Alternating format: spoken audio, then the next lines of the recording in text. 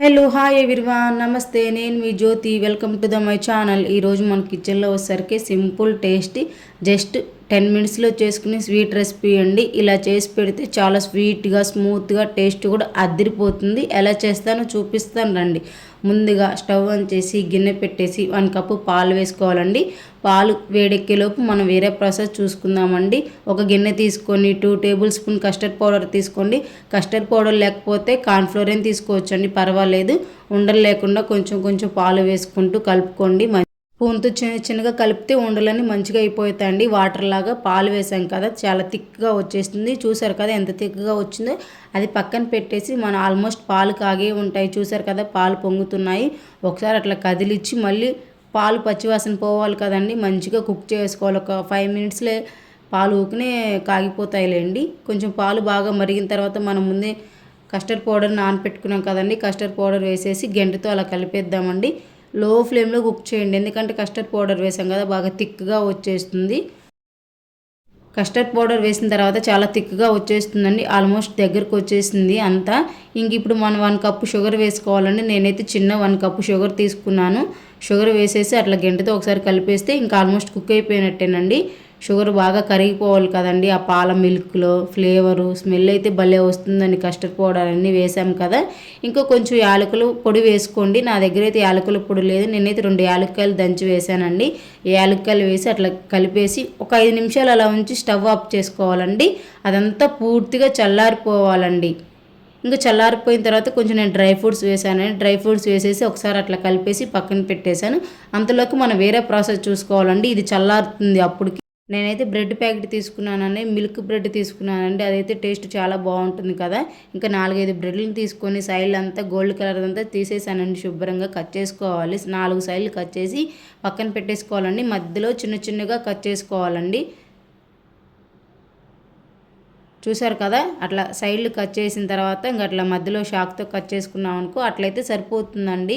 కొంచెం మనకి చూడటానికి కూడా ముక్కలాగా ఫ్లేవర్ చాలా బాగుంటుంది కదా, ఆ మాత్రం సరిపోతుంది. ఇంకా స్టవ్ ఆన్ చేసి గిన్నె పెట్టేసి నెయ్యి ఉంటే నెయ్యి వేసుకోండి.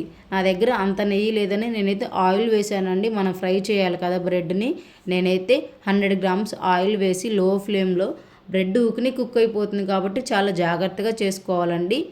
బ్రెడ్ వేసిన వెంటనే సైడ్కి తిప్పేసేయండి, ఎందుకంటే బ్రెడ్ ఊకిని కుక్ అయిపోతుంది కదా. గోల్డ్ కలర్ వచ్చేసింది చూడండి. ఇంక వెంటనే తీసేసుకోవాలండి, లేదంటే బ్లాక్ కలర్లో వచ్చేస్తుంది. నేనైతే గోల్డ్ కలర్లో ఉన్నప్పుడు జాగ్రత్తగా తీసేసానండి. అవి తీసేసి పక్కన పెట్టుకోవాలండి. అవి మిగతా బ్రెడ్లన్నీ కూడా ఒకేసారి మెల్లమెల్లగా ఫ్రై చేసుకోవాలండి. నేనైతే ఒకేసారి ఇంక అన్నీ ఫ్రై చేసి పక్కన పెట్టేశానండి. మళ్ళీ మనం పాకం పట్టుకోవాలి కదండి బ్రెడ్కి, అందుకని ఒకేసారి అన్నీ చేసి పక్కన పెట్టుకున్నాం అనుకో ఒక పని అయిపోతుంది కదండి. ఇంకా అదే గిన్నెలో ఆయిల్ తీసేసి 1 కప్పు షుగర్ వేసానండి. 1 కప్పు షుగర్కి 1 కప్పు వాటర్ వేసానండి. షుగర్ అంతా బాగా కరగాలి కదా. బ్రెడ్ వేయించిన కళాయిలోనే వేయించానండి. నూనె అంతా పక్కన పెట్టేసి 1 కప్పు షుగర్ వేసాం కదా, షుగర్ వాటర్ వేసేసి మంచిగా పాకం వచ్చేలాగా లో ఫ్లేమ్లో కుక్ చేస్తూ ఉండాలని స్పూన్తో ఒకసారి కలిపేసి పందారంతా ఊకినే కరిగిపోతుందండి. దీనికి పాకం రావాల్సిన అవసరం లేదండి, కొంచెం థిక్గా వస్తే సరిపోతుంది. ఇక మనం ముందే వేయించుకున్న బ్రెడ్ని అట్లా వేసి అట్లా తిప్పేసి ఎమ్మట్లో తీసేయండి, లేకపోతే మెత్తగా నానిపోయి తునిగిపోతాయి కదా. వేసిన వెంటనే 1 నిమిషం అట్లా ఉంచేసి ఎమ్మట్లో తీసేయండి, లేకపోతే ఊకిని తునిగిపోతాయి. పాకం కదా, మెత్తగా స్మూత్గా వచ్చేస్తాయి కదా. ఇంకా అవి చల్లారేదాకా పక్కన పెట్టేశానండి. ఈలోపు ఇవన్నీ చల్లారిపోతాయి కదా.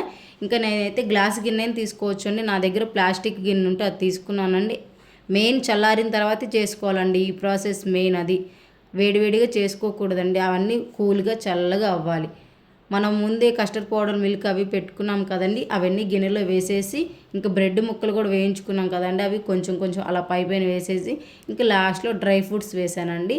డ్రై ఫ్రూట్స్ వేసిన తర్వాత ఒకసారి కొంచెం కస్టర్డ్ పౌడర్ మిల్క్ అది ఉంటుంది కదండి, క్రీము, అది ఊకల పైన అలా వేసానండి. తిక్కుగా బాగుంటుంది కదా, మనకి తినేటప్పుడు స్వాంజీగా స్మూత్గా తెలుస్తుంది కదా. ఫంక్షన్లలో కూడా ఇలా చేసి పెడతారండి. మీరు ఎప్పుడైనా ట్రై చేశారో లేదో నాకు కామెంట్లో చెప్పండి, ఓకేనా. టేస్ట్ మాత్రం అదిరిపోయిందండి. మీ ఇంట్లో తప్పకుండా ట్రై చేయండి. పిల్లలు కానీ పెద్దవాళ్ళు కానీ చాలా ఇష్టంగా తింటారండి.